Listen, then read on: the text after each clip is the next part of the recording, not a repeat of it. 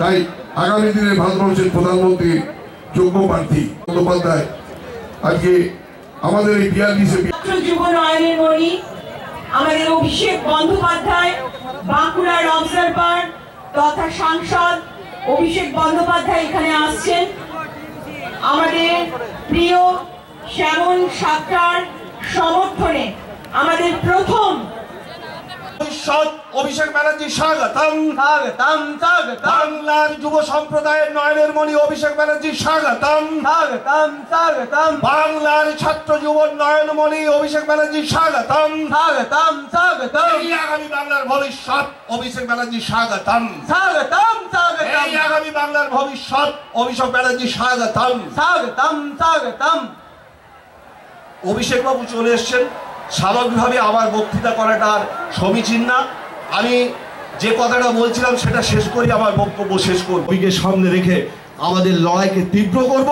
সোনামুখী বিধানসভা এলাকায় সিপিএম, কংগ্রেস এবং বিজেপি তারা যে নোংরামো শুরু করেছে, 23 মে ব্যালট বাক্স খুললে চোখে সর্ষে ফুল দেখাবো, এই শপথ নিয়ে আপনারা।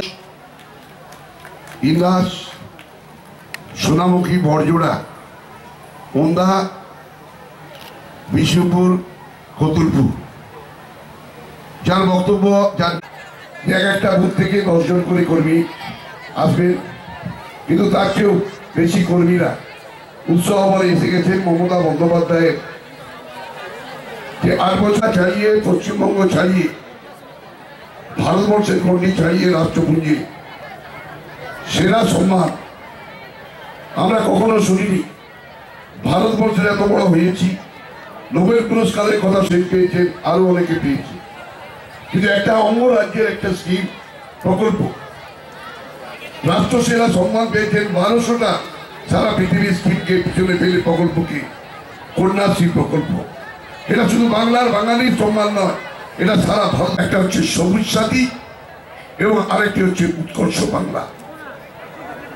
তাই অভিষেক বন্দ্যোপাধ্যায় বলার আগে দু একজন বক্তা আরো বলবেন। এই বিষ্ণুপুর লোকসভা কেন্দ্রে বিষ্ণুপুরের বিধায়ক সম্মানীয় তুষার ভট্টাচার্য।